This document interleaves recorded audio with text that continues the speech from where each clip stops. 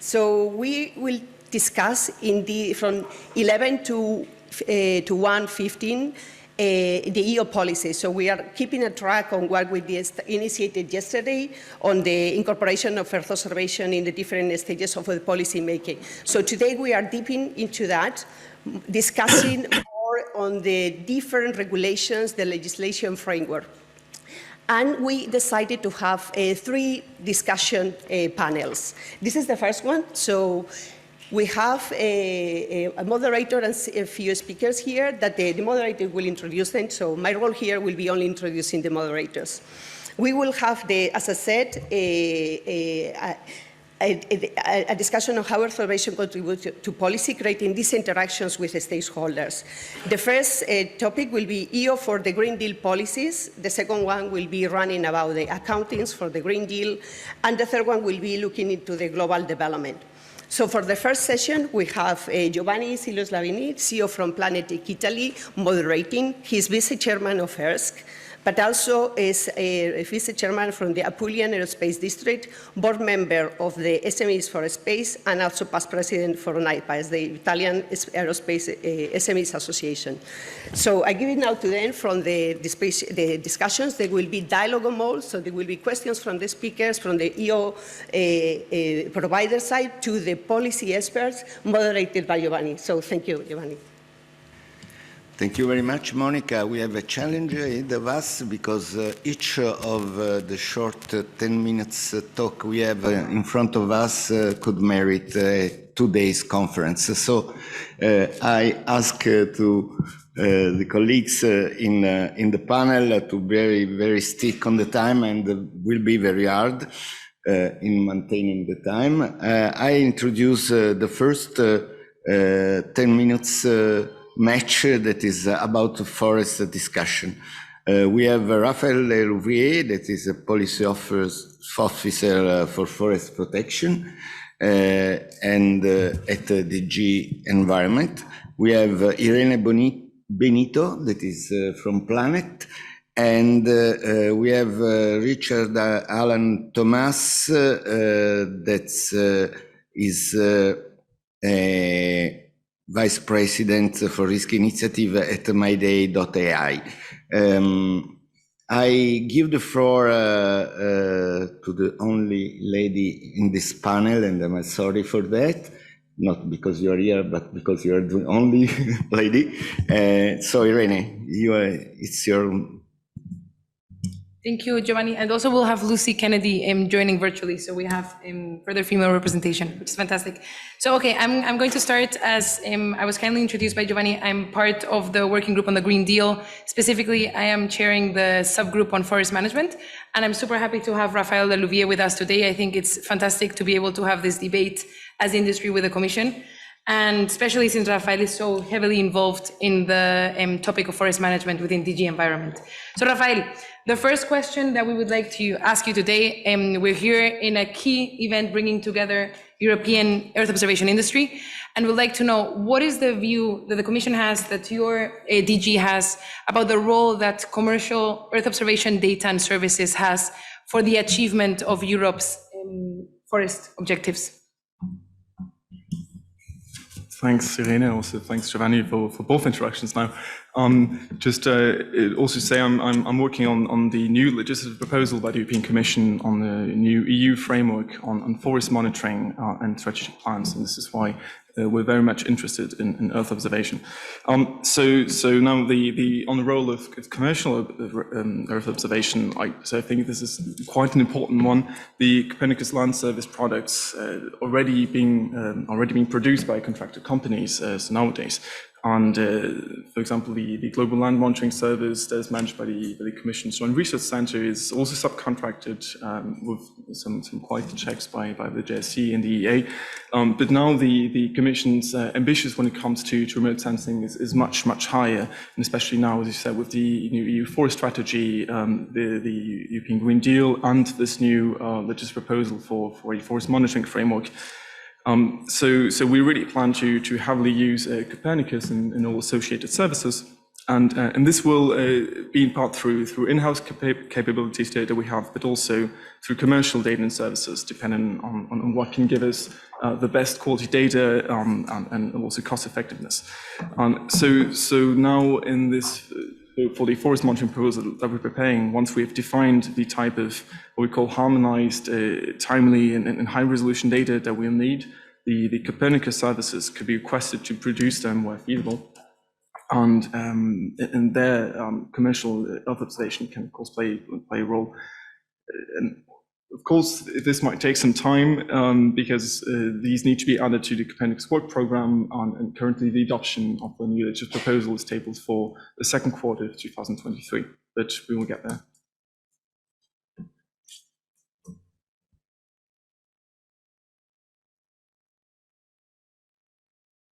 It's your turn for a question for the industry. How about then I'll start with a really obvious one, which is why do we need, or why is Earth observation so important to support forest management and the monitoring of forest biodiversity in Europe? Thank you for asking this question. Of course, Rafael, we're super happy to be able to respond to this. Earth observation, I think we all know in this room today, is an essential tool if we want to meet the forest objectives that the EU has set. It's, to be honest, the only credible, transparent, and objective tool to provide large area visibility and, as I said, high frequency data. We're looking not only at European forests, but at global forests. And for this, we need a global tool. And of course, field data is super important as a validation, but it's not credible. It does not have the capacity to have this high frequency daily acquisitions, and also definitely not at the global scale. And if we start with the power of Earth observation data services, of course, the key and central point is the Copernicus missions, especially the Sentinel missions. Copernicus is at the center of everything. It has completely transformed the way that we monitor and measure land use change, and forest is no exception. But there is a lot that can be done additionally by the commercial sector. Starting with data, where commercial missions today can enormously enhance the spatial resolution and the detail that can be extracted from acquisitions. Copernicus Sentinel-2, for example, at the moment is providing 10 meter per pixel data. If we want to look at individual tree level information, if we want to look, for example, at measurements of deforestation or of degradation at individual tree health, we need to have canopy level information. And this needs to come from the commercial sector, enhancing the 10 meter data from Copernicus, from Sentinel-2, with under 5 meter, even sub-meter resolution data. And something similar happens on the temporal side of things. At the moment, we only have comprehensive European-wide information on forests every 3 years. And when we look at the forest strategy, we have a lot of objectives to 2030. And if we want to meet these objectives, and if we want to monitor progress to these objectives, we need high frequency measurements. We cannot be measuring the status of Europe's forests every 3 years. And commercial data with daily acquisitions, actually even intra-daily acquisitions, can really help here. I know I'm going a bit over time, but I think it's important to not forget clouds.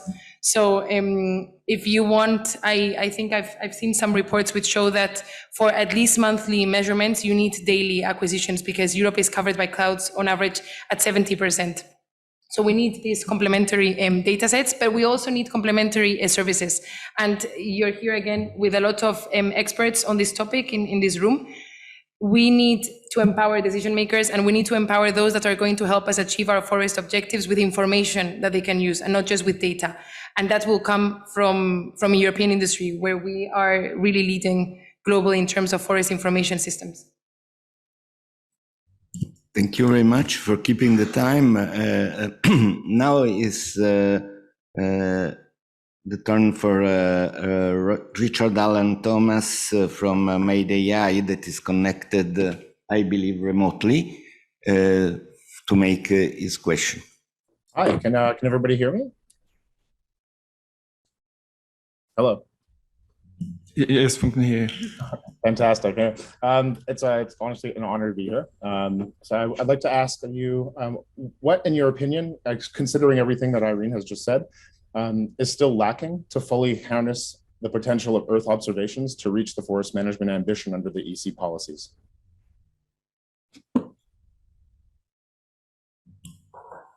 Okay, Yeah, so if I can answer what is lacking, especially better data accessibility, especially access to more harmonized and eventually standardized data.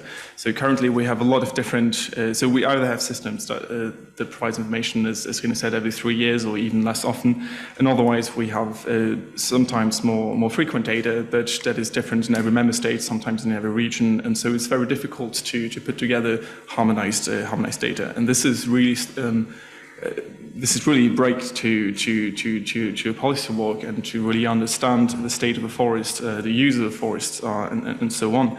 So I think this is where we need to work most on the harmonization, standardization side, and then of course we can gain a lot on the frequency, the resolution, and also many new types of data that we currently don't have, especially on forest biodiversity, but there's many where we have very big gaps in terms of what we need for policy making, but also not only for policy making, but also for foresters and working people working on the field to have better access to better information on their own forests, and especially looking at the technology that is available, we're just not making good use of it. Thank you. So thank you very much. We have any question from the floor?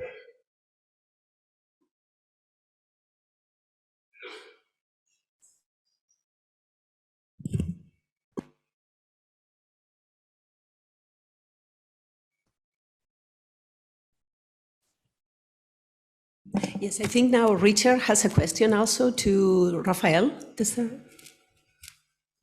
Oh, no, I asked mine. I'm to answer. There's No, no more questions. It's the turn for Rafael to make a question, I believe. So I have many more questions. So one is how Earth observation so data and service also can best be integrated with ground monitoring. We're really looking for win-win scenarios on one hand of quality and cost, and depending on the data on the indicators that we're looking at, where Earth observation or in situ data might be more relevant. To any of the two who would like to answer. I'll answer the how can EO data services be best integrated with ground monitoring to create win-win scenarios. So EO requires the use of models that transform satellite data into physical variables that allow us to monitor the states of forests, right? So these models must be trained, validated, periodically calibrated with ground reference data, right? So the more reference data used to build a model, the more robust the model will be. However, the capture of these field data is expensive, and therefore ground inventories are made at most, every 5 years, and sometimes more. A win-win approach would be to build a robust model at the European scale by taking advantage of the quantity and quality of data that exists in Europe, and that, once built, member states could rely on this model in the period of their inventory campaigns. So the European model would be recalibrated every 5 to 10 years when new ground data at the national level would become available. So pursuing a holistic and technology agnostic approach, the implementation should not just be technology, but business case driven as well. So the creation of digital twins is a consensual attempt to get this direction. With the public incentives for standardization and data sharing, the integration of airborne and ground-based data through funding instruments, so demo projects, Horizon Europe, et cetera, supporting the development of a downstream sector and ingestion into downstream visualization and distribution platforms, and the maximization of automation for processing with the help of AI. This is like maybe an approach that we would take. Thank you very much. We was perfectly in time. Looks like we can move to the next section, where the core of discussion will be methane. We know that methane is very important for our ambitious target for Green Deal, and we have for this panel Lucky Kennedy, that yesterday was here but today is from remote, that is from Spotit. We have also Dinko Ratchev, that is an economist from DG Energy, and okay, that's all for this, I believe. So please, as usual, lady first, Lucky, it's your turn for your question. Okay, morning all, and morning Dinko. I'm sorry I'm not with you in person this time. We will try and keep to 10 minutes, but Dinko and I always have lots to talk about. So first thing I want to say is this is a really bold regulation from the EU. So my compliments there, and anybody that is or thinks they might get involved with the oil, gas or coal sector, you must read this regulation because it represents a sort of night and day situation for operators in this sector. So I guess my question on this is that the regulation describes a number of different potential monitoring moments, let's say, and where does DGNR see that EO could add value across these different monitoring moments? Please, Dinko. Greetings, Lucy. Hello to everyone participating online and in the room, and greetings also to my co-panelists and the moderator. This is a great opportunity also for us to present something that is a proposal, Lucy, not yet a regulation. Sure. But this a proposal to address methane emissions in the energy sector. If you allow me, I'll just make a step back and with very short words introduce the nature of this regulation, and then maybe reply directly what could be the benefits for the Earth observation community. Now, we see this proposal as an important part of the European Green Deal, and it also contributes to the EU targets on climate. And we also believe that the reduction of methane emissions in the energy sector is the single most impactful measure we could make while we decarbonize our energy systems. Then concurrently, it also addresses other important objectives that propped up recently, namely security of supply, and also it could potentially provide a certain relief to the tight energy markets, in particular natural gas. How it can do that? Well, we have the International Energy Agency that reports that in the energy sector, more than 70% of the energy sector has more than 70% of emissions above the actual official figures, which are based on estimations. In a forthcoming report, we will be hearing soon from the same agency that more than 250 BCM of natural gas are actually produced but never make it to the market. This 250 BCM is a very important share of, for example, of the EU consumption of natural gas. Why it doesn't make it to the market? It's simple, because those amounts are either leaked, flared, or vented, and they simply are not benefiting final consumers, while the producers are trying to produce and then transport and distribute those amounts. So with the current gas prices, we have a potential revenue of approximately 90 billions of US dollars that is simply wasted in the atmosphere. And the economic costs of deploying abatement technologies to reduce flaring and also other abatement measures are well below the value of the market value right now.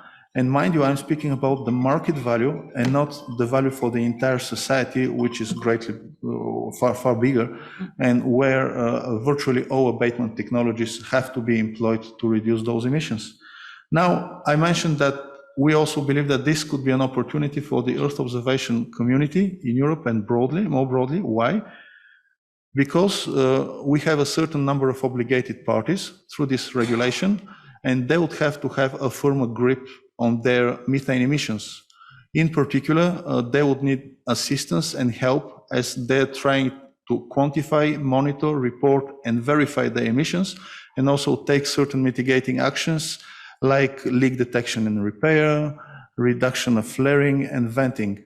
And we believe that the monitoring society at large is essential to provide those services, and the Earth observation community has a very large role to play there.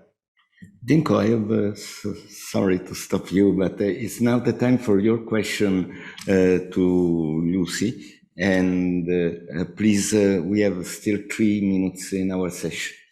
Lucy, we are following very enthusiastically the build-up of methane monitoring capabilities on the upstream side of the space industry.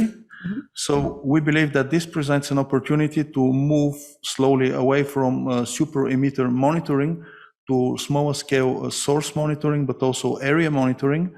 And we were wondering if the downstream part of the space industry could take up on this challenge, and if you could speak more generally of what could be the advantages and the advantages of Earth observation compared to other monitoring techniques. Sure. Thank you very much for your question, Dinko. So yeah, people are probably very aware of what's in place from the point of view of Copernicus. But if you look at, which is, and that's great for the super emitters. But if you look at the proposed regulation, let's say, oil, gas and coal producers need to be looking down to an asset level and a site level, and they need to be looking at leak levels much, much lower than super emitter levels. So we already have a commercial constellation in place that is sensitive enough to detect increases in background methane concentrations of 2% or more, and there are future constellations planned coming in the next 1 or 2 years. So the downstream sector is well placed to be able to pick up the mantle of monitoring at a more refined and accurate level than the sort of super emitter discussion where the Copernicus data will play.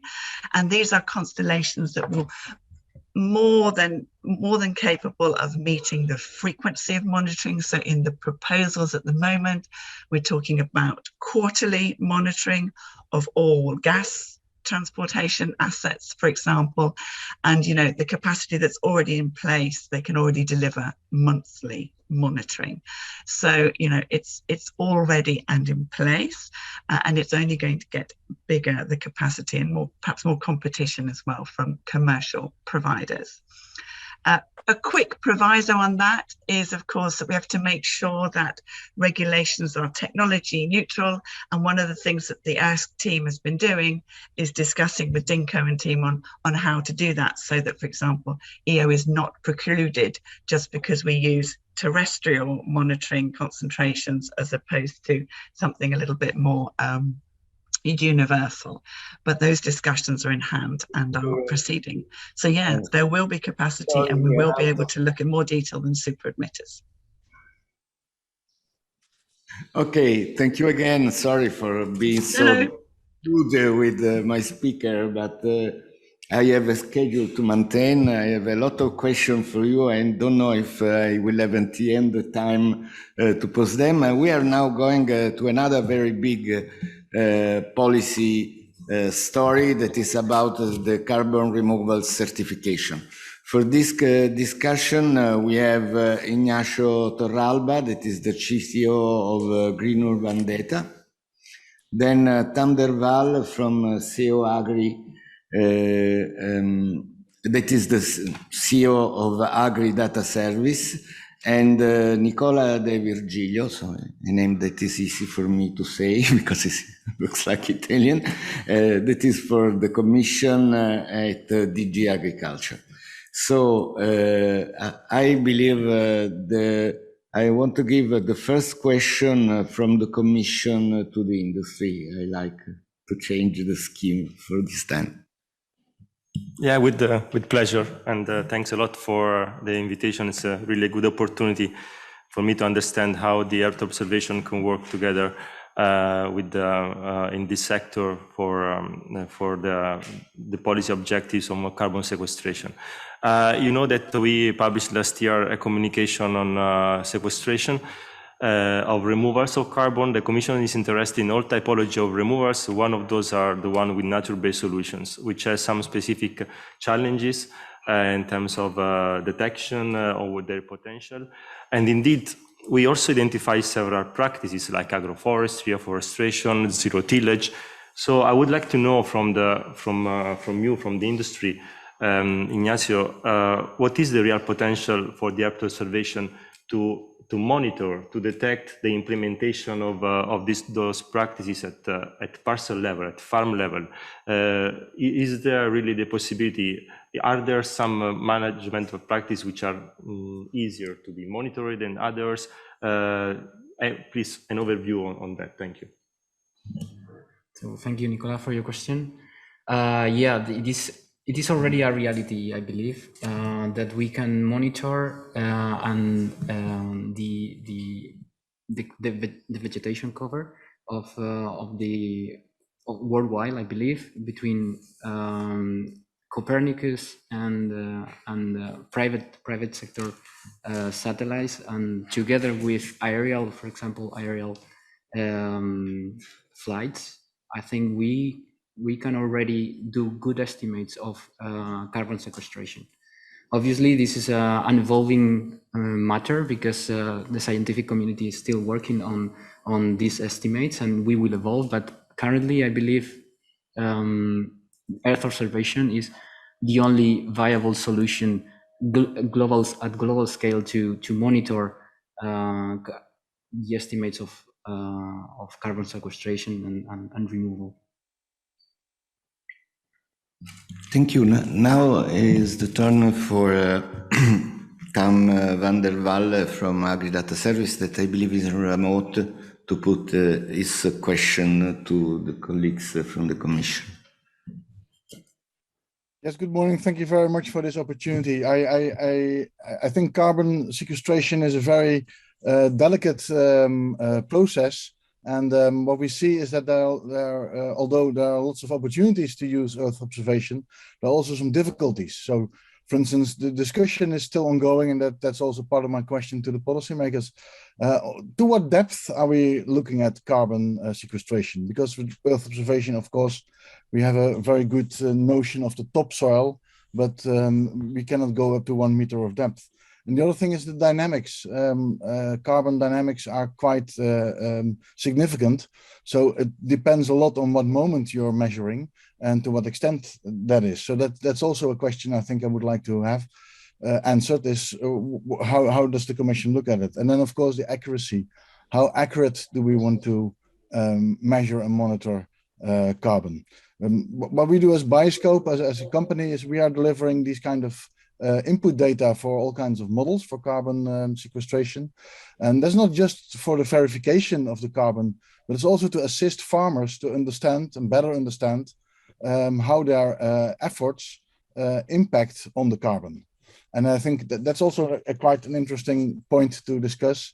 How important is it for monitoring systems to support policymakers and control, but also to support the farmers who are actually trying to achieve this carbon sequestration? Thank you.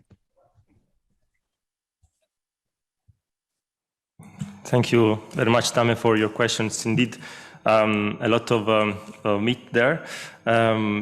It's a few basic key principles from how we see that Earth observation can help indeed farmers in implementing carbon farming, in participating in carbon farming schemes, which basically rewarding land manager for their efforts in increasing removals and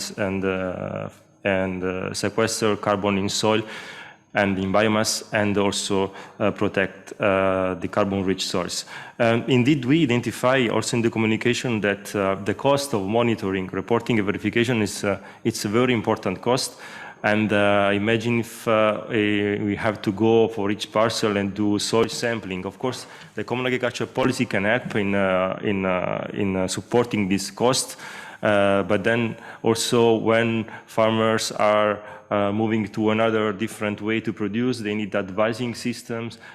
So for us, Earth observation is a way to reduce this cost. If we can somehow automatize algorithms and the integration of data from remote sensed images together with data collected on the ground on other databases which are already available, this will be a good opportunity for reducing the cost and make farmers more available to participate to this carbon farming scheme, because then at the end it became a business opportunity for them.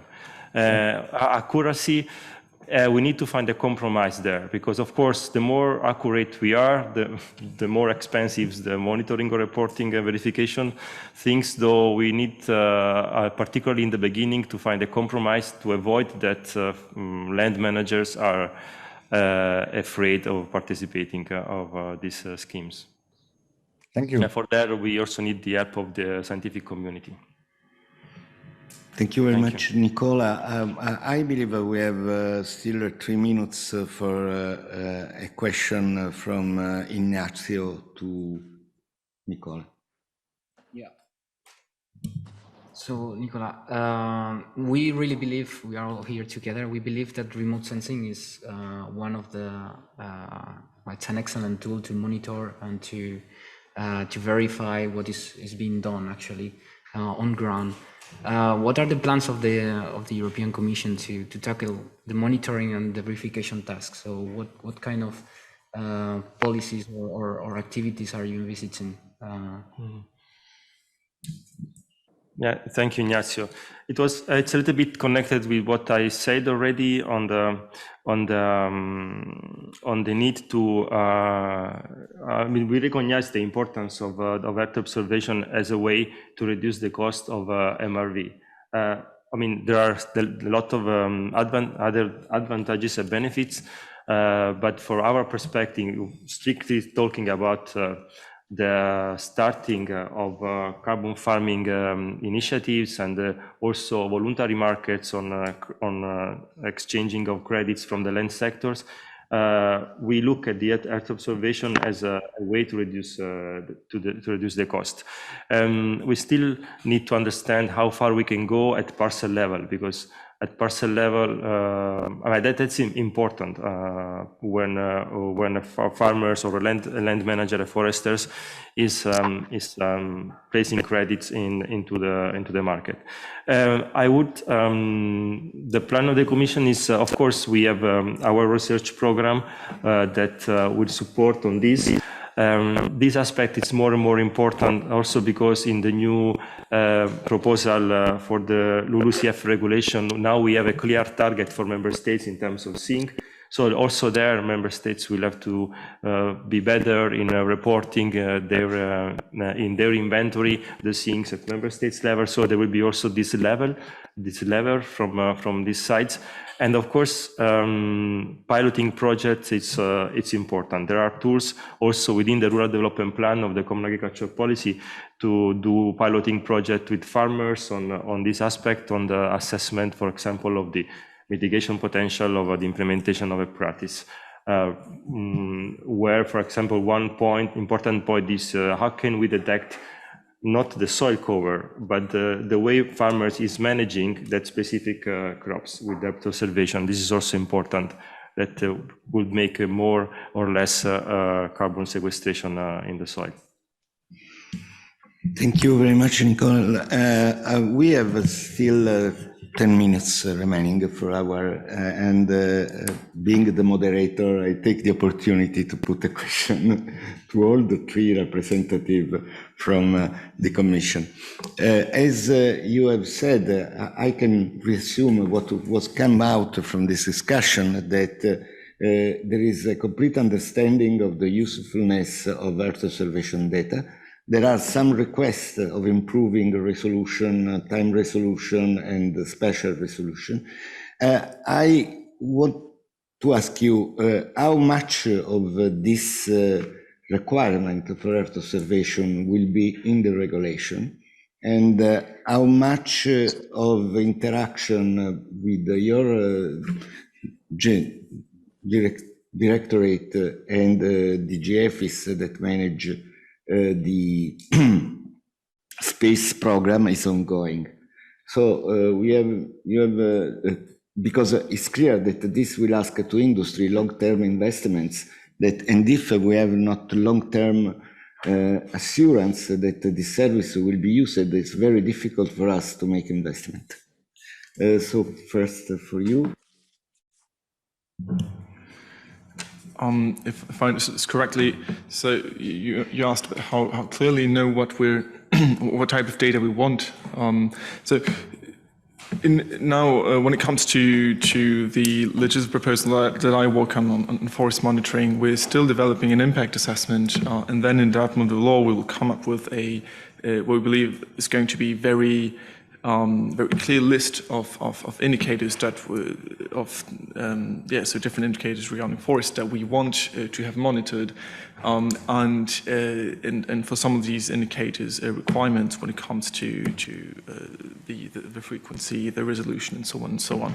So I think here we should have a very clear demand of that sort, and then through the Copernicus services, through what we can do in-house, through the member states, and of course commercial certification services, we'll see who can provide what. And I believe that here there should be the opportunities for long-term investments and security as what we will require for a longer period of time.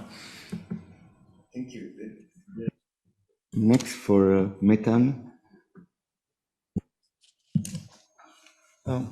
Giovanni, I would start by saying that it would be remiss not to mention that we see the monitoring of methane emissions as just one vector of potential cooperation between my DG and Earth Observation Services. There are many others.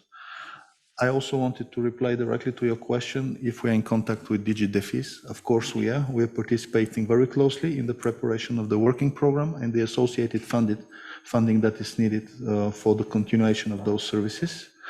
And then with regards to our proposal for regulation, I think our ambition is to put on equal footing all providers of monitoring services, be it ground-based, aerial, or orbital.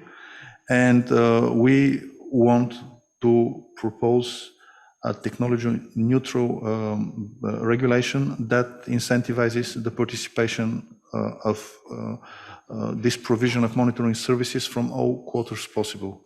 So, because we're speaking about the energy industry, oil, gas, and coal, I would say you guys have to brace yourself for a tough competition from other sectors as well, if you really want to make it and be really providers. But the companies like my co-panelist is chairing, Spotted, and others are proving that this is possible and that they're already providing such solutions.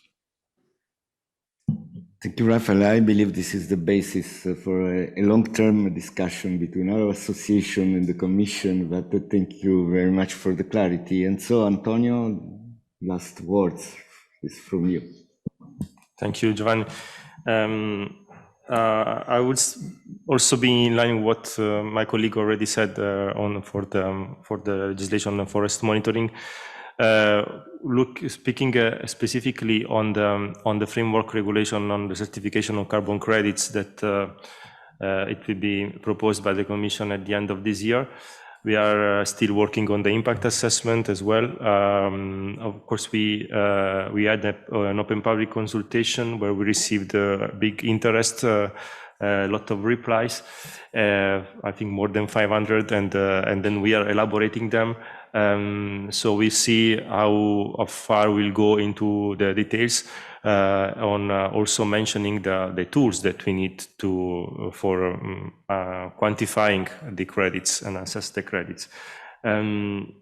Anyway, we are launching, I think within this month, an expert group with the different stakeholders we want be represented there, and this expert group will remain in place for a few years to support the Commission in defining specific methodologies for the quantification and other quality criteria for the different typology of carbon removers. So there is where potentially there will be more specific cities on how Earth observation can be included. Yes, of course, we also collaborate a lot with DEFIS. We have projects together, particularly with the preparation of a decision supporting tool for farmers, and then also including carbon and greenhouse gases emissions. Yes, I think it's all for my side. Thank you. Thank you. We have a question from the network. We have still 2 minutes, I believe.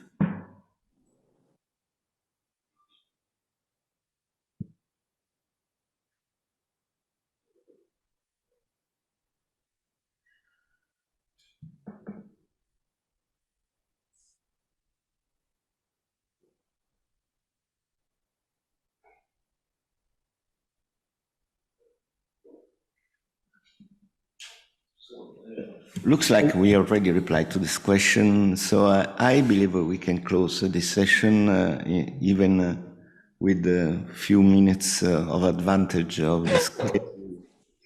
My first target was keep the timing. I thanks a lot to my panel. I hope that we can further discuss all the item with you in the future, putting together a new policy for the Green Deal, but also an industrial strategy for Europe. Thank you very much, everybody.